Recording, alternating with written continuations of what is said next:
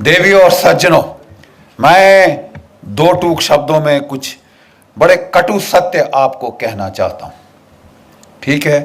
और क्योंकि कड़वा सत्य बोलना ही एक फौजी का काम है, हमें सिखाया जाता है। क्योंकि आप सच नहीं बोलेंगे तो आप लोगों को लड़ाई के मैदान में मराएंगे। Yes sir, 3 bags full sir, लड़ाई के मैदान में नहीं चलता। मैं कहना यह चाहता हूं, ये सवाल देखिए, हमारे देश में एक बड़ा मधुर गीत है, दे दी हमें आजादी बिना खड़क बिना ढाल, साबरमती के संत तूने कर दिया कमाल। मैं महात्मा गांधी जी की तहे दिल से इज्जत करता हूं। वो संत थे, लेकिन वो सच बोलने वाले थे। और भगवती कृपा से अगर आज वो जीवित होते तो वो खुद बोलते कि ये मेरी वजह से नहीं हुआ, जिसकी वजह से हुआ उसको आपने जिंदा गाड़ दिया, दफना दिया। आप समझ रहे हैं मैं क्या कह रहा हूं? आपने गाड़ दिया। You are guilty, I am guilty, all of us are guilty. जिस आदमी ने, जिस शख्स ने और जिसके सैनिकों ने हमें आजादी दी, आपने उनको जिंदा दफना दिया। 60,000 की इंडियन नेशनल आर्मी थी जो सुभाष चंद्र बोस ने रेस करी थी, खड़ी करी थी। 3 डिविजन्स थी इसके अंदर, और इनमें से 60,000 में से 26,000, जरा आंकड़ों पे ध्यान दीजिए, 60,000 में से 26,000 शहादत और कुर्बानी उनको मिली, प्राप्त हुई। वो लड़ते लड़ते मरे ताकि आप और मैं आजाद हो। 26,000 की कुर्बानी, और आप कह रहे हैं दे दी हमें आजादी बिना खड़क बिना ढाल। तुम्हारा मैं मुंह तोड़ दूं, तुम मेरे पास आके गाओ। नहीं साहब, आपको हक क्या है? वो 26,000 जो हमारे परिवार, जो वहां जिनके घर में मातम मना है, आप उसको भुला सकते हैं कि हमने साहब लाठी खाई, हम प्राइम मिनिस्टर बनेंगे, हम क्या कहते हैं, होम मिनिस्टर बनेंगे। अरे लाठी तो मेरी भैंस भी खाती है साहब, मेरे गांव में वहां लाठियां पड़ती हैं। अब उसको कल हम हर भैंस को यहां बिठाएंगे क्या? भैंसासुर बनाएंगे किसी को? देखिए साहब, ये दुख की बात ये है। बोले साहब, बख्शी साहब, गड़े मुर्दे क्यों उखाड़ रहे हो? आज की बात करो ना। Where you are going depends a lot on where you came from. आप कहां जा रहे हैं, हम कहां जा रहे हैं, बहुत हद तक मुनस्सर है। हम कहां से आ रहे हैं साहब, किस मोड़ से हमने ये गांव का राह पकड़ी, ठीक है। और इसके लिए अपने अतीत को याद करना जरूरी है, क्योंकि हमारे अतीत में छुपा हुआ एक बहुत बड़ा धोखा है, एक बहुत बड़ा धोखा है। पहले हमें कहा जाता था साहब, आप कहते हैं कि बोस ने आजादी दिलवाई, क्या प्रूफ है आपके पास? तो वो रंजन बोरा की जो हिस्टोरिकल जर्नल ऑफ इंडिया के अंदर एक आर्टिकल है जिसमें इसको साइट किया गया है। मजूमदार की एक किताब है जिसमें इंटरव्यू साइट किया है कि साहब ये Clement Attlee, lord Clement Attlee, prime minister of England 1945, अगस्त 1945, 1950, जिसके समय ये ट्रांसफर ऑफ पावर हुआ। मैं आजादी नहीं बोल रहा, हैव यू गॉट मी? मैं आजादी नहीं कह रहा साहब। जिसके सामने ये, जिसके समय में, जिसके कार्यकाल में ये ट्रांसफर ऑफ पावर हुआ, उसने खुद बात करी जस्टिस पीबी चक्रवर्ती से, ठीक है। और उसने कहा, जो सुब्रमण्यम स्वामी जी ने आपको अभी सुनाया, कि साहब आपने भारत क्यों छोड़ा? 1942 की क्विट इंडिया मूवमेंट, अंग्रेजों भारत छोड़ो आंदोलन तो फेल हो चुका था।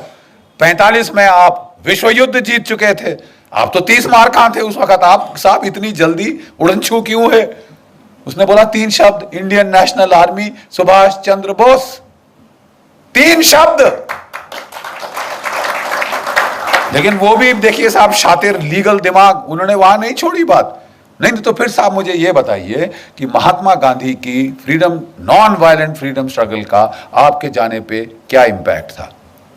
वो कहते हैं, and I quote, Attlee's face twisted into a sarcastic smile as he spat out the words MINIMAL, minimal. ये कौन कह रहा है साहब? जिसने ये फैसला लिया, जिसने ये हस्ताक्षर किए। उससे बड़ा कोई चश्मदीन गवाह आप ढूंढ सकते हैं तो बता दीजिए।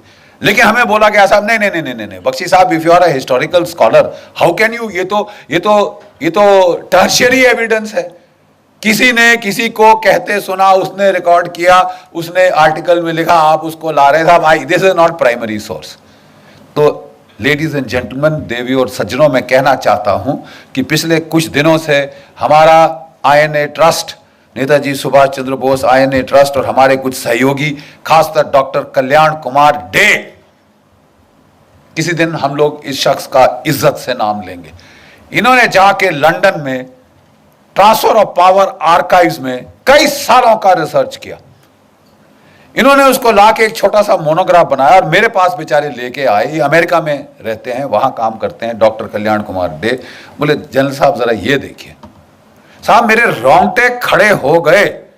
उन्होंने चिट्ठियां पूरी की पूरी, ही डिड नॉट साइट कि साहब ये डॉक्यूमेंट है, वो पूरी पूरी चिट्ठी रिप्रोड्यूस करती है साहब।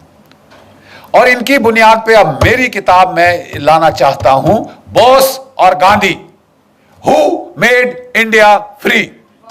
दो टूक शब्दों में साहब हो जाए, फैसला हो जाए। शास्त्रार्थ का हमें शौक है इस देश में, तो जरा साहब एक बारी बैठ के फैसला हो जाए, बोस और Gandhi, who made India free. और अब हम आपको दिखाएंगे जो हमारे पास डॉक्यूमेंट्री एविडेंस है।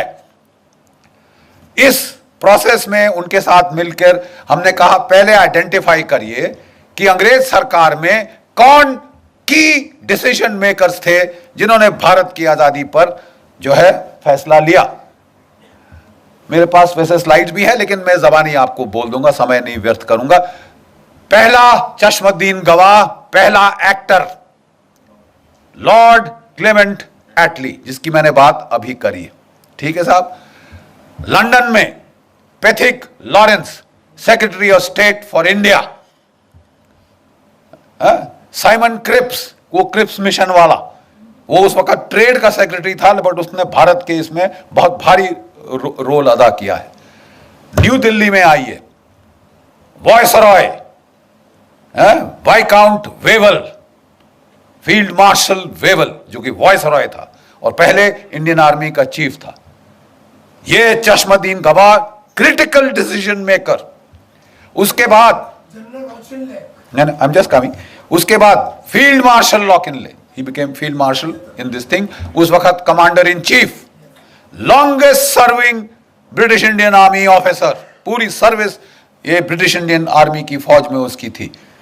दिल्ली में ये दो क्रिटिकल जो थे वो डिसीजन मेकर्स थे। ठीक है साहब। होम सेक्रेटरी मूडी शूडी है वगैरह, ये क्रिटिकल ये जर्नल थे दो, एक दोनों फील्ड मार्शल, सॉरी दोनों के दोनों फील्ड मार्शल बन गए। Governors of the various states of British India, governor of Bengal, governor of north west frontier province, governor of Punjab, जब नवंबर 1945 में साहब INA की ट्रायल्स के बाद बवाल खड़ा हुआ इस देश में, बवाल। ठीक है साहब। गदर फैल गया, क्राउड्स, लाखों के क्राउड्स कलकत्ता में निकले। गवर्नर वेस्ट बंगाल रिपोर्ट देता है, हमने फायर खोला, भीड़ थोड़ी देर तक वेवर हुई, फिर दोबारा हमले पे आ गई। अपने लाशों को उठा के साइड करके वो फिर हमले पे आ गए। हमने पहली बार भारतवर्ष में देखा है ये होता हुआ। The crowds would not stop, even when fire was open the crowds did not stop. इस तरह का बवाल वहां पे, मरो या मारो की जो ये जो हिंसा की जो लहर फैली थी। ठीक है साहब। उस वक्त के हम आपको इस किताब में पूरे के पूरे जो है वो letters from lord Wavell, from viscount the Wavell to the prime minister of England, ठीक है साहब, to his majesty the king, ठीक है साहब, और जो वहां सेक्रेटरी ऑफ स्टेट, उसको जो उन्होंने वहां पे भेजे जो लेटर्स, हम आपको पूरे के पूरे पढ़वाएंगे साहब। और उसके बाद अगर आप मतलब कोई एक गधा है जिसको यह समझ नहीं आएगी कि साहब अंग्रेज गए तो गए क्यों। देखिए साहब, कल्याण डे साहब ने अपनी किताब जो है वो शुरू की है गांधी जी से। 42 में क्विट इंडिया मूवमेंट को उसका नारा लगाया गया। क्या आप जानते हैं कि उस वक्त कांग्रेस वर्किंग कमेटी में आजाद मौलाना आजाद, नेहरू, इन सब ने कहा था साहब मत करो, अभी अंग्रेज लड़ रहे हैं, अभी उनका साथ दे दो, बाद में वो बड़े खुश होके हमको हमारी भिखारी की टोकरी में, हमारी पिटारे में वो डाल देंगे आजादी एज ए गिफ्ट। तो बोले साहब ये बख्शीश तो वर्ल्ड वॉर 1 के बाद भी हुई थी। 70,000 हमारे भारतीय सैनिक शहीद हुए थे, 11 को विक्टोरिया क्रॉस मिला, परमवीर चक्र के बराबर जो है आज का वहां का उन जमाने का अवार्ड। हम समझते थे कि साहब हमें अब कम से कम डोमिनियन स्टेटस तो मिल जाएगा साहब, होम रूल तो मिल जाएगा साहब। पंजाब जहां से मैक्सिमम आर्मी उस वक्त की गई थी, वहां पे जनरल डायर ने फायर खोला और 1000 मार दे, 1-1.5 हमारे जो है हिंदुस्तानी मार डाले। ये गिफ्ट था ब्रिटिश एम्पायर का, ये ग्रेटिट्यूड था ब्रिटिश एम्पायर का। सुभाष चंद्र बोस ने गांधी जी को बोला था, आप अगर इनकी खैरात पे जीभ लगा के बाहर खड़े रहोगे भिखारी कुत्तों की तरह, तो तुम्हें वही हर्ष होगा जो जलियांवाला बाग में हुआ था। यह मौका है द्वितीय महायुद्ध का, जब जर्मनी और जापान चढ़े हुए हैं इनकी गर्दन पे। आजादी ले सकोगे तो अभी, नहीं तो कभी नहीं। गांधी जी अब तक उनको भी देखिए, बड़ी अजीब बात है, गांधी जी ने निकाला था सुभाष चंद्र बोस को कांग्रेस से, और कोई 2 साल के अंदर उनके मन में परिवर्तन हो चुका था। Please understand this, the views of Gandhi and Bose were now coinciding on the timing of when the freedom struggle should be launched। Gandhi ji अभी भी कह रहे थे कि ये नॉन वायलेंट होनी चाहिए, लेकिन क्विट इंडिया के पहले उन्होंने कहा थोड़ा सा होता है तो होने दो, ठीक है। अंग्रेजों ने पकड़ के सारी कांग्रेस लीडरशिप को, आज की तारीख, आज है वो तारीख 8 अगस्त 1942 जब the quit India movement was launch. उनको पहले से इंटेलिजेंस थी, उनके हजारों तो उनके मुखबिर थे वहां पे। हरामजादगी की कमी है इस देश में, खबर देने वालों की कमी है इस देश में। अरे साहब वो उनको खबर थी, उन्होंने लपेटी पूरी कांग्रेस की लीडरशिप, गांधी जी से लेकर जो भी बड़े लीडर थे उठा के जेलों में डाल दिए। 57 गोरी पलटने, please this is not known. 57 white battalions of British troops, Australians, Canadians, New Zealanders, इसको इस्तेमाल किया कि रगड़ दो इनको, कुचल 10 सालों का सर, ये सर उठाने की हिम्मत करिए, चर्चिल ने बोला वहां से, और बोला अगर ये फास्ट पे जाता है मरने दो इसको, हम संभाल लेंगे, let him die, why is he not dead, ये चर्चिल से सवाल आया। बेचारों ने फास्ट किया, सब कुछ किया, उन लोगों ने बोला गांधी जी अब रहने दीजिए, ठीक है, ये अब वो सोल फोर्स का जमाना नहीं। और साहब इनको निकाला गया जेल से 44 के जुलाई के अंदर, 44 की जुलाई में निकाला गया, जबकि जापानी फौज हार चुकी थी। आयन ने वहां पे इम्फाल कोहिमा की बैटल पराजय हो चुकी थी। अब इनकी सांस में सांस आई, इन्होंने गांधी जी को निकाला। गांधी जी ने कई सारे इंटरव्यू दिए आने के बाद, जो collected works of Mahatma Gandhi से हमने चैप्टर 1 में प्रोफेसर साहब हमने डाले, वो टूट चुके थे बेचारे। अंग्रेजों ने क्या किया क्या नहीं किया भगवान जाने, जेल के अंदर वो टूट चुके थे, इन हेल्थ, इन स्पिरिट। उनको मेडिकल ग्राउंड्स पे बाहर निकाला गया था, ठीक है। और उन्होंने कहा कि देखिए, जब उन्होंने क्विट इंडिया मूवमेंट लॉन्च की थी, पूरी कांग्रेस वर्किंग कमेटी ने अपोज किया था, Gandhi had said no it will be done, it was done. जब वो निकल के बाहर आए, कहते मेरी कोई अब अथॉरिटी नहीं है, मैं अब कुछ नहीं हूं कांग्रेस में, जब मैं जेल गया मेरा सब पोजीशंस खत्म हो गई। ये उनके शब्द हैं, ये उनके शब्द हैं। और इसके चलते मैं किसी को नहीं कह सकता सिविल डिसोबीडियंस मूवमेंट करो। एक अंग्रेज पत्रकार ने पूछा, तो अगर कल आपको वायसराय साहब बुलाते हैं तो आप क्या कहेंगे? मैं गवर्नमेंट के वॉर एफर्ट में उनकी सहायता करूंगा। डिफीट, टोटल, खत्म, खलास, फिनिश। आपकी जो नॉन वायलेंट मूवमेंट थी साहब, वो कुचल दी थी अंग्रेजों ने by use of brutal force, ठीक है साहब। और ये मिरेकल कैसे हुआ? उन्होंने, अंग्रेजों ने एक और जलियांवाला बाग करना चाहा, साइकोलॉजिकल जलियांवाला बाग। अब तो हम जंग जीत गए हैं, हिंदुस्तानी कुत्तों, अब तुम्हारा नाक रगड़ेंगे, सबके सामने दिखाएंगे क्या है तुमने हिमाकत करी, ब्रितानवी हुकूमतें, क्या मलिकाए हिंद के खिलाफ अपनी आवाज उठाने की, अपनी तुमने हिम्मत करी हथियार उठाने की। तुम्हारा वही हश्र होगा जो 1857 के बाद हुआ था। तुम्हारा वही ट्रायल होगा जहां बहादुर शाह जफर का ट्रायल लाल किले में हुआ था। तुम्हारी नाक रगड़ेंगे, यू ब्राउन डॉग्स। तुम श्वेत लोगों के खिलाफ तुमने हिमाकत करी।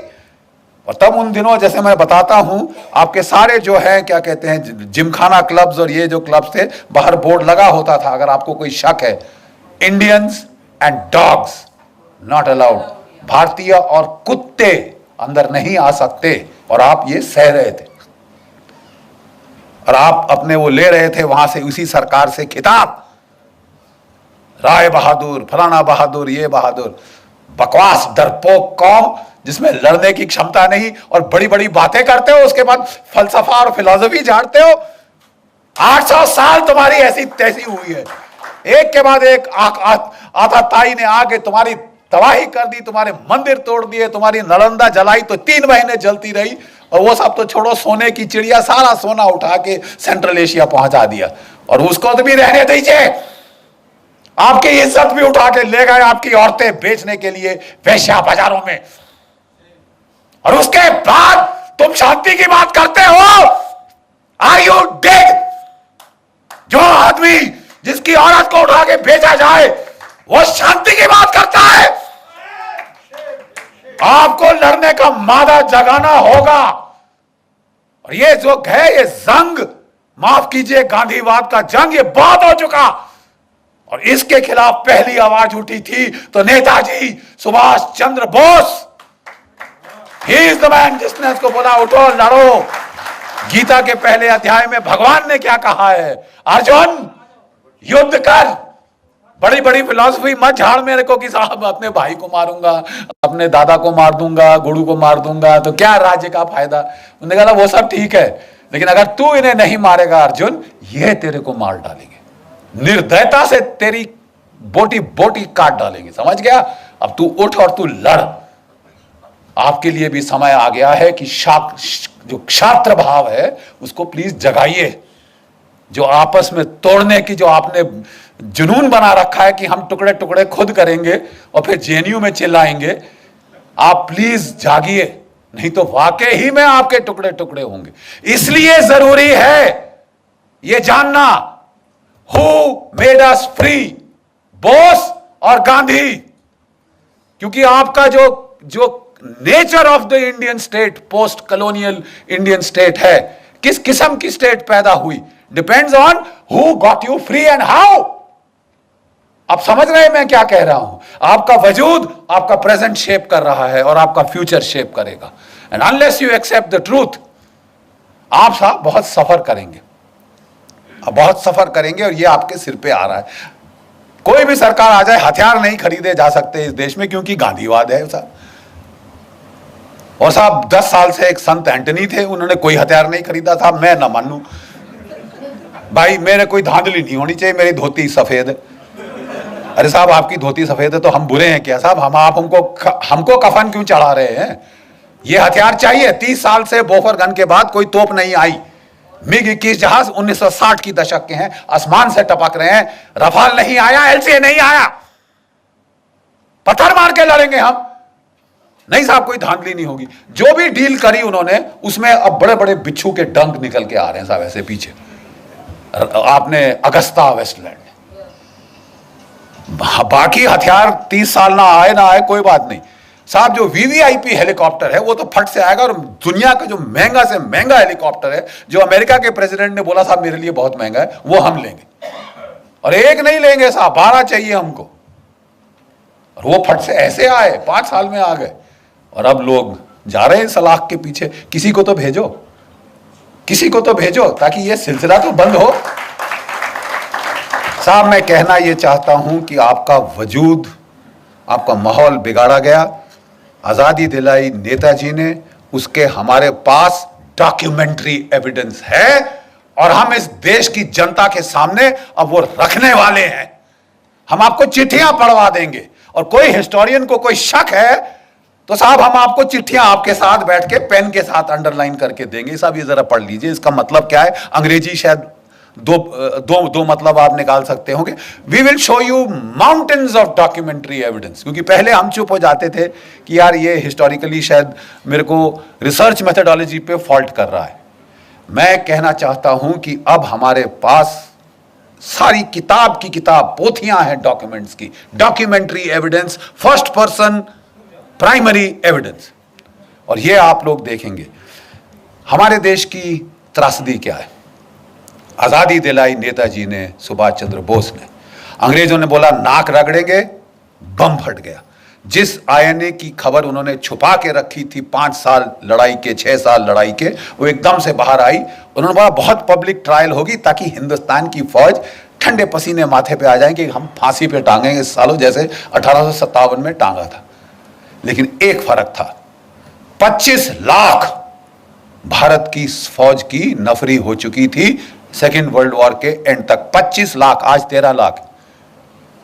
अब समझ रहे हैं, 22.5 मिलियन, 25 लाख फौज थी जो हर मैदान जंग लड़ चुकी थी। अंग्रेजों के दांत तो खट्टे क्या, जर्मनों के दांत खट्टे किए थे, आपके जापानियों से लड़े थे, ठीक है, इटालियंस की ऐसी तैसी कर दी थी हमारी फौजों ने। और लड़ाई के आखिर तक अंग्रेज जर्नल अपने नीचे ब्रिटिश डिविजन्स नहीं, ब्रिटिश यूनिट्स नहीं, इंडियन यूनिट चाहते थे। बोलते साहब इनके खाने पे आधा खर्चा होता है, लड़ते दुगना है, लड़ते दुगना है। ये एक भारत एक महान विश्व शक्ति के रूप में उभर सकता था। प्लीज ध्यान से सुनिए जो मैं कह रहा हूं।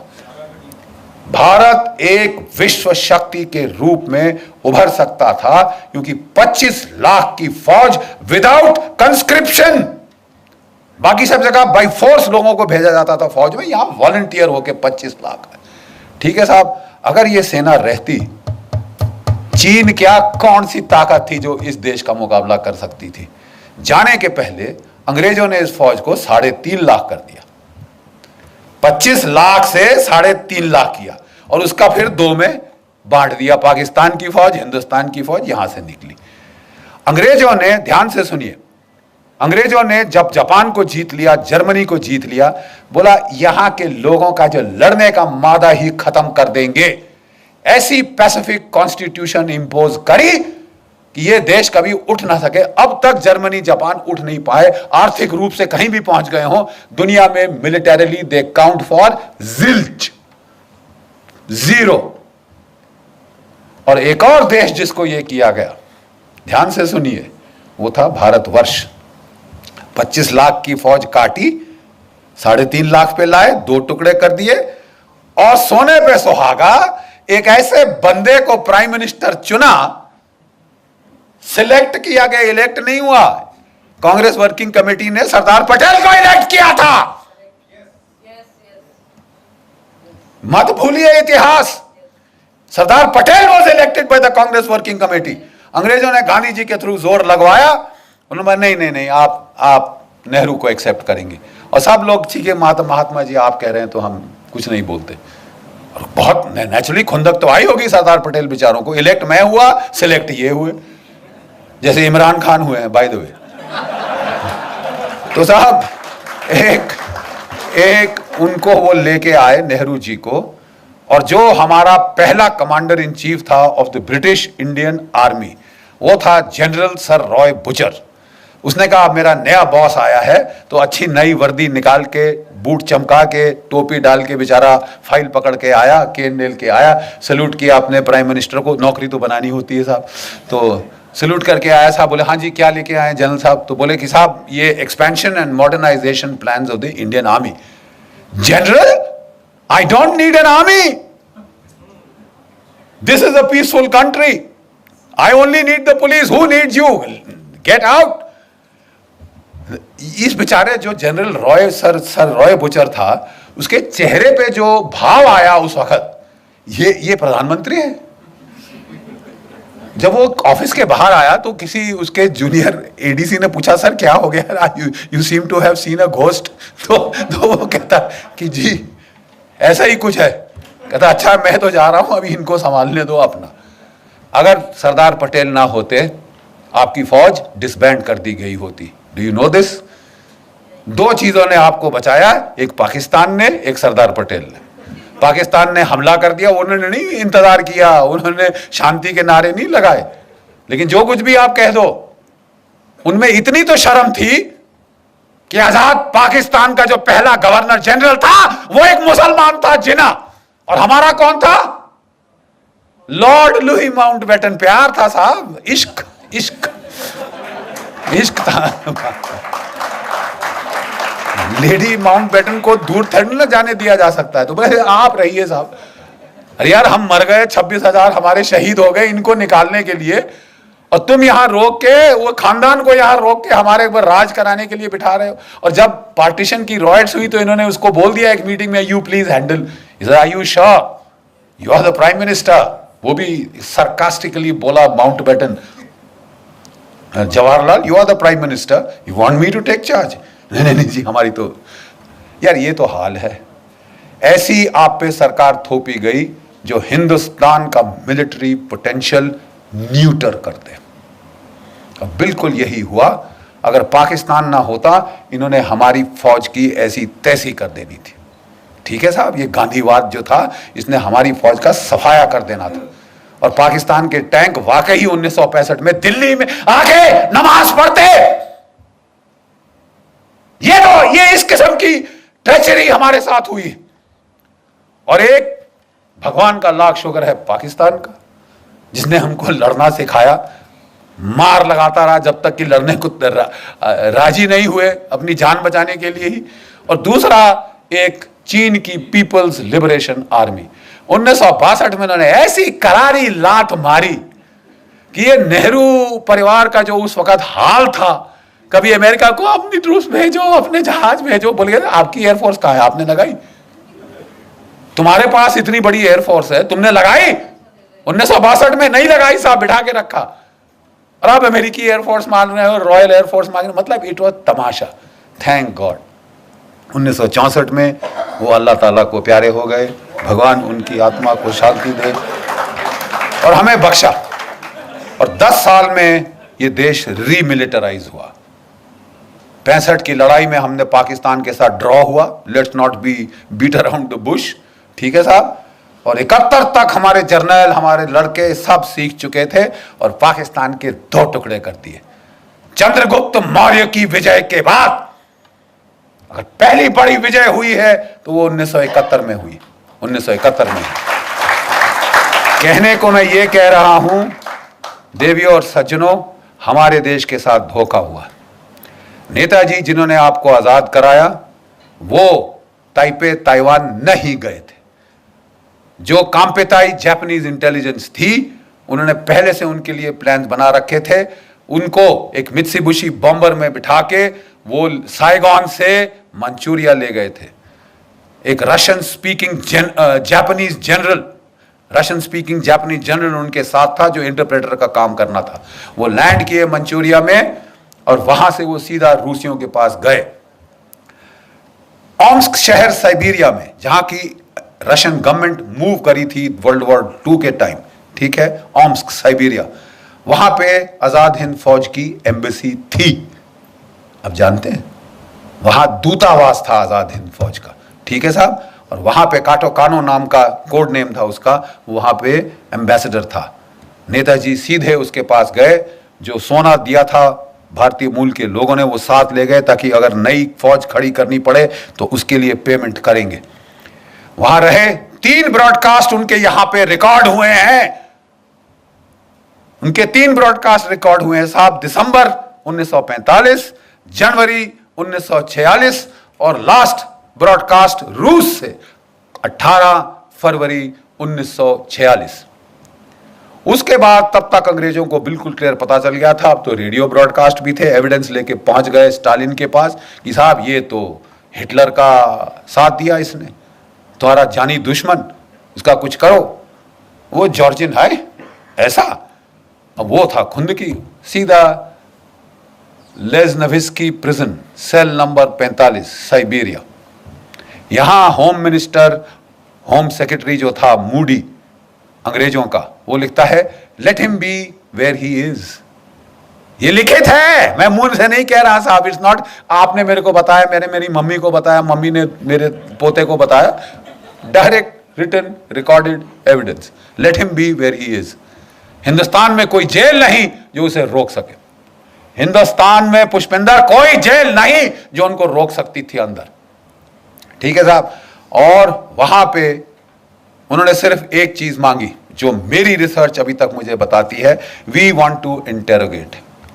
हम नेताजी को इंटेरोगेट करना चाहते हैं। आप इंटेरोगेशन का मतलब जानते हैं? नहीं जानते तो यहां फौजियों से पूछिए, पूछिए इनसे इंटेरोगेशन का क्या मतलब होता है। लेडीज एंड जेंटलमैन, कटु सत्य यह है कि उनको टॉर्चर करके मारा गया। और जो ये कहानी थी प्लेन क्रैश की, जो जापानियों ने छोड़ी थी डिसेप्शन के तौर पे ताकि अंग्रेज उनके पीछा ना करें, उसको अंग्रेजों ने उठाया। भाई जो मर चुका है वो चीख थोड़ी ना मारेगा। और आप और मैं, हम हाथ पे हाथ धर के बैठे रहे। जब जिस इंसान ने आपको आजादी दी उसे यत्नाएं देकर प्लास्टिक का बैग्स आखिर में सिर पे लाके दम घोट के मार डाला गया हो। हम सारे इस मर्डर में शामिल हैं अपनी चुप्पी के मारे। और 70 साल के बाद भी आप चुप हो, लेकिन हम आपको चुप नहीं रहने देंगे। हम फौजी ने अब ये ठान लिया है साहब, हम आपको चुप रहने नहीं देंगे। बहुत अच्छा कहा हमारे मिश्रा जी ने कि साहब अभी समय है। हां, अब समय है। 14 अक्टूबर इस साल हम तमाम स्टेट कैपिटल्स में हमारी जो वेटरन्स इंडिया है, हमारी जो नेताजी सुभाष चंद्र बोस INA ट्रस्ट है, आपकी कर्नल साहब की जो ऑर्गेनाइजेशन है हमारी, हम लोग एकजुट होकर मिलकर, अलग अलग करेंगे तो बारिश जैसे कोई असर नहीं होगा। इकट्ठे बनोगे तो जलप्रपात बनेगा जो फाड़ देगा डैम की दीवार को भी। हम लोग सारे स्टेट कैपिटल्स में चलो दिल्ली का नारा लगा के वहां से लोग ला रहे हैं दिल्ली। सारी स्टेट कैपिटल्स में कोई संगठन की जरूरत नहीं है आपके। हम सिर्फ चाहते हैं, जैसे कर्नल साहब बहुत अच्छी तरह से बोलते हैं, अगर आप जय हिंद बोलने को तैयार हो आप जुड़ जाओ। तुम फौजी हो, तुम नहीं हो, तुम सिविलियन हो, तुम कुछ भी हो, आप हमारे सैनिक हैं। जो जय हिंद बोलने को तैयार है वो आ जाए। जहां भी हो 10, 15, 20 इकट्ठे करो जिस भी शहर में। लेकिन 14 अक्टूबर को पहला चलो दिल्ली अभियान शुरू होगा। और 21 अक्टूबर को, जो कि नेताजी आजाद हिंद फौज की 75वीं वर्षगांठ है एस्टैब्लिशमेंट ऑफ हुकूमत अर्जी आजाद हिंद सिंगापुर में 1943 में नेताजी ने आजाद हिंद सरकार की गठन करी थी, अपने नोट्स दिए थे, अपनी स्टैंप्स दी थी और ब्रिटेन और अमेरिका पे वॉर डिक्लेयर किया था। और इसके चलते ही ये INA के सिपाही बचे, इन्हें कोई फांसी नहीं टांग सका। साहब हमको तो there was a declaration of war, I am legally entitled to fight. ये ओथ शोथ छोड़ो। अब साहब हमें बताया जा रहा है, हमने बोला साहब प्लीज, 4 साल से मैं लगा हूं, गवाह हैं ब्रिगेडियर चिकारा साहब, 4 साल से मैं लगा हूं, कभी आर्मी चीफ, कभी रक्षा मंत्री, कभी ये कभी वो, कि भाई जो बेचारे बचे खुचे हमारे आजाद हिंद फौज के सेनानी हैं, रिपब्लिक डे पे आप उनको, जो परमवीर चक्र के विजेता आते हैं जीपों पे, हमारे इन वृद्ध सेनानियों योद्धाओं को ला नहीं सकते, उनकी आंखें गीली हो जाएंगी। आप ये नहीं कर सकते, आप ये नहीं कर सकते। आप, हमने बोला कि तुम उनको पैसा दो, मरो तुम अपना पैसा लेकर, shove it up where the sun don't shine, फौजी भाषा के अंदर। लेकिन इनको इज्जत देने में तुम्हारा कुछ जेब से जाता है। आप उनको नहीं ला सकते राजपथ पे, क्यों? और नहीं तो क्यों? किसका डर है? अंग्रेज सरकार नाराज हो जाएगी तुमसे। कि हमको किसी ने एक आर्गुमेंट दिया, अरे साहब इन्होंने तो गद्दारी करी थी। क्या क्या क्या क्या? किससे? आप कहना चाहते हैं कि इन्होंने अपनी ओथ वायलेट करी साहब, जो इन्होंने ब्रितानवी सरकार, हुकूमत ब्रिटानिया, क्वीन एलिजाबेथ और किंग जॉर्ज II के नाम पे ली थी। जब मेरा देश है तो किंग जॉर्ज II कौन होता है? मेरा देश के लिए मैं लड़ूंगा। मैं किसी का भाड़े का पिट्ठू नहीं हूं कि मैं अंग्रेज सरकार के लिए अपनी ओथ पे मैं कायम रहूंगा। अगर मेरे देश का सवाल है, भाड़ में गई तेरी ओथ, मैं ये लेके ऐसे पांव से कुचलता हूं, अभी लिखी तेरी ओथ। आप कह रहे हो कि 70 साल आजादी के बाद 71वें साल में तुम आईएनए के वेटरन्स को रिपब्लिक डे परेड पे नहीं ला सकते। चलिए साहब, यही बात रही। हम साहब रहे बेवकूफ आम हिंदुस्तानी, बड़े बड़े शातिर दिमाग सारे हमारी सरकारों में बैठे हैं, और वो हमें कह रहे हैं तुम बेवकूफ हो। हाँ साहब, हम बेवकूफ हैं, but we are emotional bloody fools. और हम देखेंगे कि आप लाओगे। You will get the INA veterans on parade. Otherwise, Dr. Subramaniam Swamy and I, we will take you to court. आपको सिर्फ कोर्ट की भाषा समझ आती है। और उसके पहले हमारी आपसे हाथ जोड़कर विनती है। आप एक हैं यहां, आपके परिवारजन 10, 15, 12 बड़े बड़े परिवार हैं भारतवर्ष में। आप प्लीज सबको लेकर आइए। 21 अक्टूबर को हमने सरकार से मांग करी है कि सरकार एक फंक्शन करे, या प्रधानमंत्री जी या राष्ट्रपति जी तिरंगे झंडे को लहराएं on the 75th anniversary of हुकूमत आजाद हिंद फॉर्मेशन। लेकिन अगर कुछ नहीं हुआ तो आप समझते हैं कि ये खाली चला जाएगा? जी नहीं, हम करेंगे, हम याद करेंगे। We will not forget and we will not forgive. हम भूलेंगे नहीं और हम कभी माफ नहीं करेंगे। जो गद्दारी तुमने करी है, जिसे तुम छुपा रहे हो, क्योंकि कितने सारे नौकरशाहों का, कितने सारे इंटेलिजेंस ब्यूरोज के चीफ का नाम आज कीचड़ में होगा अगर असलियत आ जाए सामने। आप छुपा रहे हो, लेकिन आप हमेशा के लिए नहीं छुपा सकते। जितना ज्यादा छुपाओगे, ये अंदर राक्षस तुम्हारी पेट में बढ़ेगा और ये फूट के बाहर निकलेगा। और जनता का जब समुदाय यहां आ जाएगा, the voice of the people is the voice of God. आपकी जन साधारण की आवाज भगवान की आवाज। अब प्लीज एकत्रित होइए और 21 अक्टूबर को अगर सरकार कुछ नहीं करती, इंडिया गेट पे हम इकट्ठे हो रहे हैं। अच्छे खुले मैदान हैं, जितने मर्जी आप चाहते हैं आप वहां ला सकते हैं। आइए, हमारे साथ जुड़ जाइए और जरा अपनी आवाज उठाइए। आप today you are empowered by the net. आपकी आवाज सिर्फ आपके घर के चार दीवारी तक नहीं रहेगी। जरा नेट के बटन दबाइए और इस आवाज को, इस चीख को आप प्लीज पूरे देश, पूरे भारतवर्ष में फैला दीजिए। आखिरी में मैं सिपाही हूं और एक सिपाही की तरह अंत करना चाहूंगा। Pushpinder, sorry for taking your time, but जब भी हमारी पलटनें हमले के लिए जाती थी तो वो जोर से एक बार पलटन का जंगी नारा दहाड़ती थी, और दहाड़ इतनी जोर से कि पहाड़ से पत्थर मैंने गिरते देखे हैं कारगिल की ऊंचाइयों से, और दुश्मन के दिल दहल जाते हैं, क्योंकि इस दहाड़ का मतलब है हम आ रहे हैं सालो, we are coming to get you. आप लोग मेरी पलटन की याद ताजा कर देंगे मेरे साथ, इस बुड्ढे के साथ। आइए मेरे साथ जरा देखें, इस बुड्ढे में ज्यादा जोश है या आप में? जय हिंद, जय हिंद, थैंक यू।